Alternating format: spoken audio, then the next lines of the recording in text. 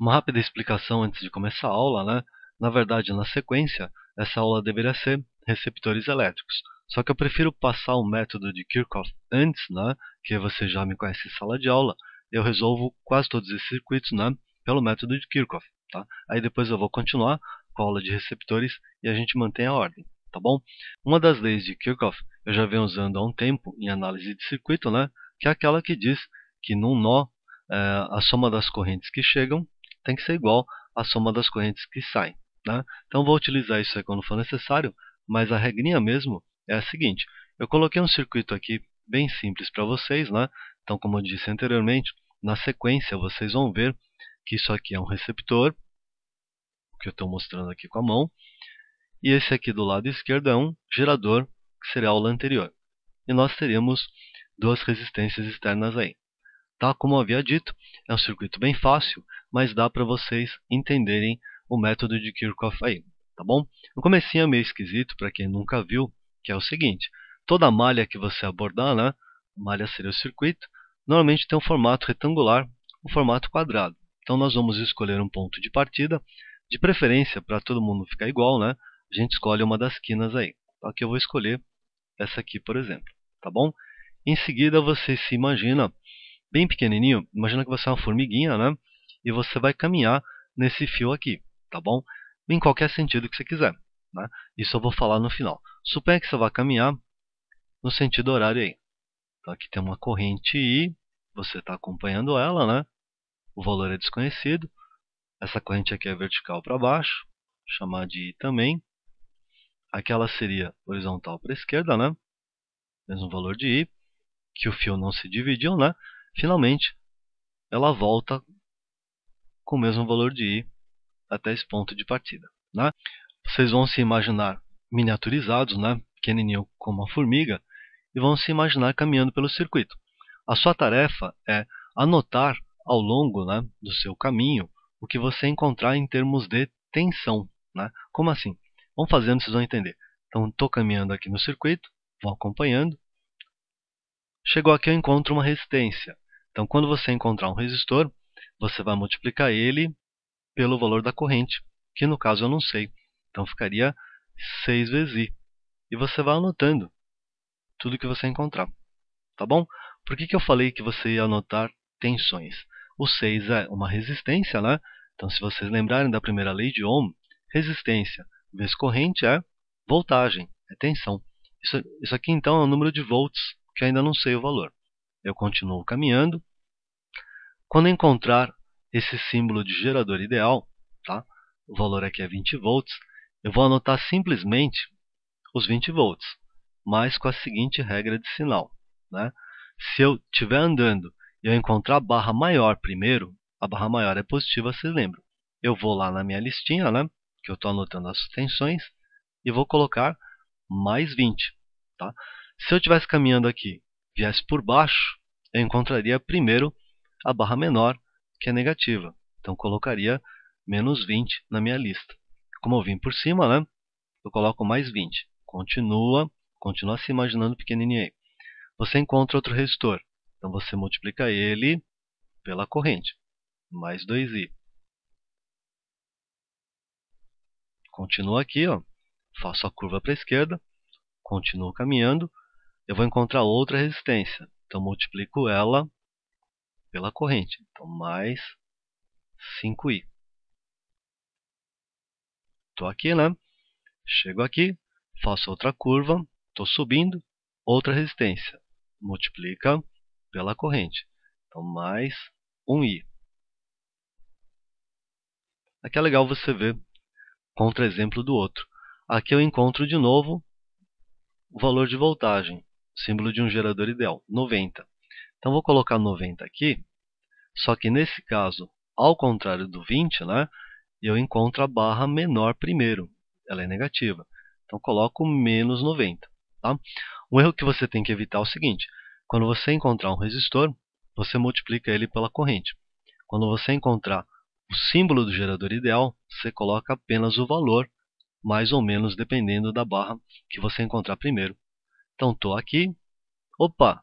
Cheguei no ponto do qual eu parti.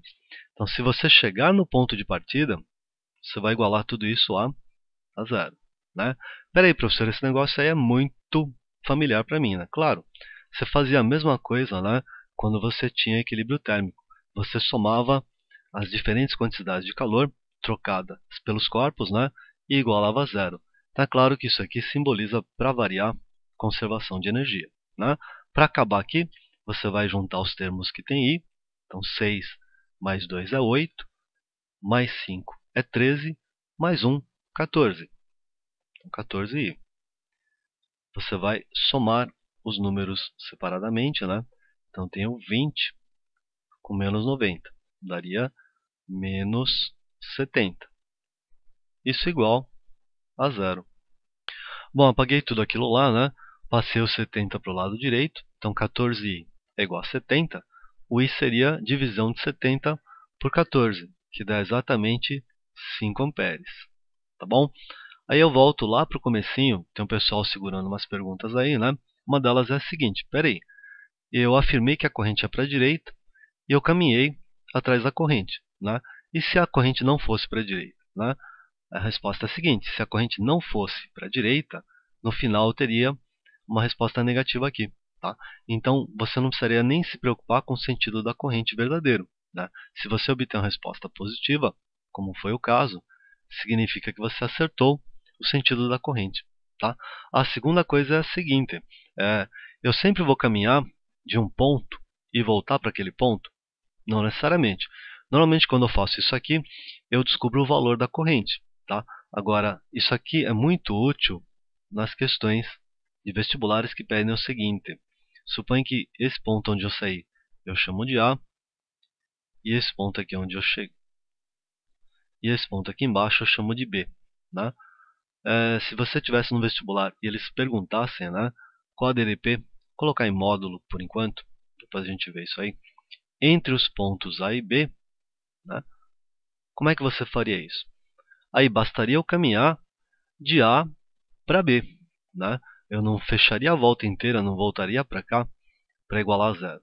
Se eu caminhar entre dois pontos, então, o que eu vou obter aqui na minha listagem, né, seria a DDP entre esses dois pontos, tá bom? Como é que ficaria aí? Então, vou de novo me imaginar pequenininho, né, aqui no ponto A, vou caminhando. Chega aqui, 6 vezes I, só que agora eu já sei que o I vale 5. Continua, mais 20, né? Gerador ideal, você só coloca o valor da voltagem. Continua aqui, ó, mais 2 vezes I, 2 vezes 5, né? Que é o nosso I. E eu chego no ponto B. Então vamos falar de novo. Aqui você não iguala a zero. Vai dar um valor, que eu não sei quanto que é por enquanto, mas seria a tensão entre o ponto de onde eu parti até o ponto onde eu parei. Tá? Eu posso parar, é claro, né, onde eu quiser, ou no caso de uma questão de vestibular, eu percorro o caminho entre os dois pontos que eles mandarem. Tá? Então, se eles pedissem atenção entre A e B, eu teria que caminhar de A para B. Faz a continha rapidinho aqui. Aqui dá 30, mais 20, 50, mais 10, daria 60 volts. Então, isso aí seria a DDP em módulo, né, do trecho AB. Uma terceira pergunta que vocês fazem muito em sala de aula, né, é o seguinte: peraí, professor, se aqui é o ponto A, eu posso ir de A para B por aqui, ó. Seria uma outra opção, né? O que aconteceria? Claro que o resultado tem que ser igual, né? Mas vamos ver como é que ficaria aí. Se eu fosse de A para B por esse trecho aqui, então se imagina pequenininho de novo, você está caminhando aqui. Primeira coisa que você coloca na sua listagem é mais 90, que você encontrou a barra maior aí. Na sequência, um cuidado. Você está descendo e a corrente está subindo. Então tem que colocar menos. Eu estou contra a corrente. Menos o quê? 1 vezes I. Só que eu já sei que o valor do I é 5 aqui, ó. Tá?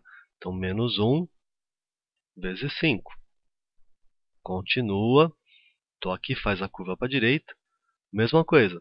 Você encontra um resistor, só que você está contra a corrente. Então você coloca menos, multiplica o resistor pela corrente, 5i. 5 vezes 5. ok? Aí você vai chegar no ponto B, da mesma forma que eu fiz indo por cima, né? Eu fiz primeiro esse trecho aqui, de A para B, eu obtive 60 volts. Agora eu fiz um trecho diferente, mas entre os mesmos dois pontos aí. Qual vai ser o resultado? 90 menos 5, 85. 85 menos 25 dá exatamente 60 volts aí. Tá? Então, independente do caminho que eu faça, se eu caminhar entre os mesmos dois pontos, eu vou obter a mesma diferença de potencial aí. Tá ok? É uma coisa interessante, né? Esse método de Kirchhoff, além de você não depender de fórmula nenhuma, né? Ele te dá resultados que, se você fosse tentar obter através de fórmulas, seria um pouco mais complicado. Tá? Se você quiser, então, descobrir a corrente, você escolhe um ponto de partida, dá uma volta inteira no circuito até chegar de volta no mesmo ponto de partida. Tá? E se você caminhar entre dois pontos diferentes, se você não voltar para o ponto de partida, você vai obter a DDP entre esses dois pontos que você escolheu caminhar. Ok?